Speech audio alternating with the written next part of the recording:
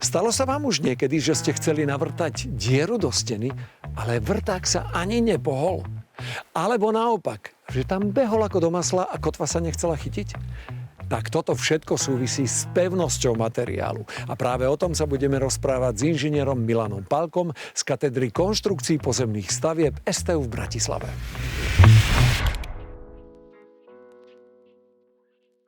S pánom Milanom Pálkom sa ideme rozprávať na zaujímavú tému pevnosť tehly. A tak teda ja by som hneď touto otázkou začal. Čo pod týmto pojmom rozumiem? No, poznáme samozrejme viacero druhov pevností, ale pri tehle sú zásadné, alebo teda dôležité určité pevnosti a je to napríklad pevnosť tlaku. Táto pevnosť nám veľakrát definuje, akú vysokú napríklad stavbu môžeme postaviť. Konkrétne napríklad pri tehle je úplne bežné stavať 5-podlažné budovy. Až tak vysoké? Áno. Treba to nejako prepočítať? Ešte nejaké iné veličiny tam máme? Vždycky stavbu ako takú treba prepočítať, to tu prerátáva statik. Závisí to samozrejme aj od toho, čo je v tej stavbe. Povedzme, keby sme tam mali nejaké archívy, tak samozrejme tá stavba môže byť nižšia s vplyvom zaťaženia, ale v zásade platí, povedzme, pre bytové domy je takým štandardom 5-podlažná výška, úplne bez problémov. Ale nás, bežných staviteľov, bude zaujímať buď bungalovček, alebo teda minimálne ešte jedno poschodie. A v tom prípade máme istotu, že teda to bude veľmi pevné, že to bude kvalitné. Ale zaujíma nás napríklad aj to, či si do toho bez problémov môžeme vrtať. Poličky napríklad.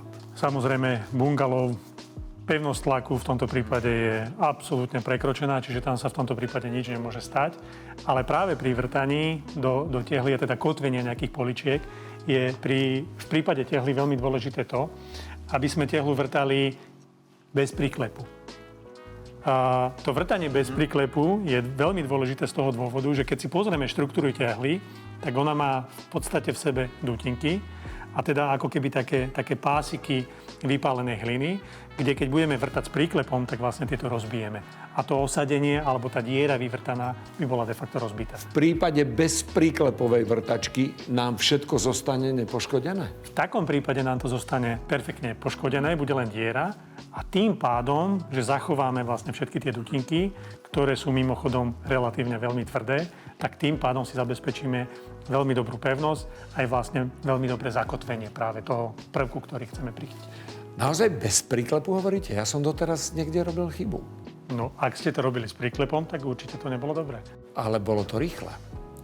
Pravdepodobne aj ľahšie. To áno.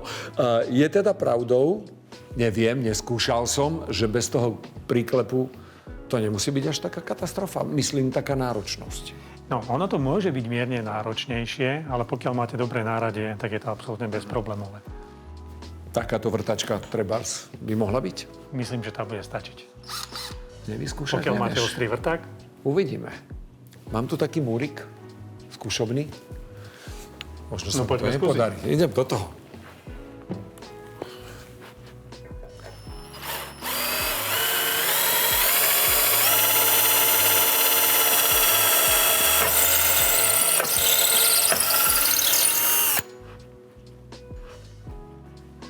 Ide to.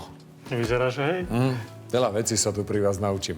A čo všetko si môžem zavesiť do toho? Mám na mysli teda ťažké veci, ja neviem, skrinka, televízor, boiler, to je veľmi ťažká vec. Všetko sa dá? Samozrejme, ten boiler za určitých okolností, pokiaľ nebude 1000 litrový, tak kľudne štandardný boiler si môžete zavesiť. Ale v tomto prípade je samozrejme veľmi dôležitý spôsob použitej kotvy. Máme rôzne kotevné systémy, máme klasické rozperné kotvy. Pokiaľ teda do takejto dierovanej tehly dávate nejaké ťažšie predmety, tak v podstate viete použiť chemickú kotvu, ktorá má obrovské pevnosti a kľudne môžete zavesiť aj boiler. Len si potrebujem ujasniť jednu vec. Kotva je v mojom jazyku hmoždinka? Jasné, dá sa to tak povedať. Môže to tak byť, dobre. Prečo teda, ako je možné, lebo nerozumiem tomu, keď tu máme vzduchoprázdno, rebrovanie, ako tá kotva tam, prečo práve v tehle drží tak dobre? No, napríklad v tehle drží preto dobre, že v podstate, keď si pozrieme štruktúru tehly, sú tam také dutinky a pokiaľ použijeme napríklad chemickú kotvu, kde sa do tej diery osadí sítko, natlačí sa v podstate zmes, tak samotná zmes sa rozšíri aj do tých dutiniek. To znamená, že tá kotva má ako keby širšiu účinnosť v tej tehle. Zaberie do väčšej oblasti a tým pádom dosiahne celkom dobré pevnosti. Udrží mi to tam na veky? Ak to tam už raz navrtám, je tehla ten materiál, ktorý nepohne tou kotvou?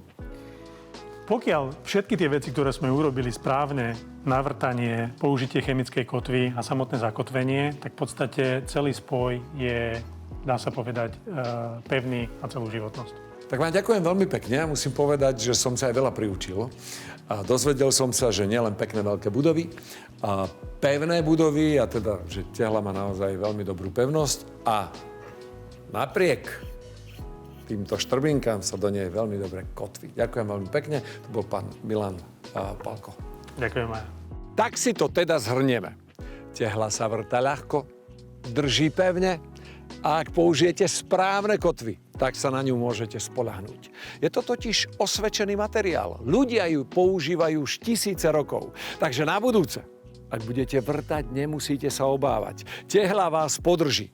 Doslova.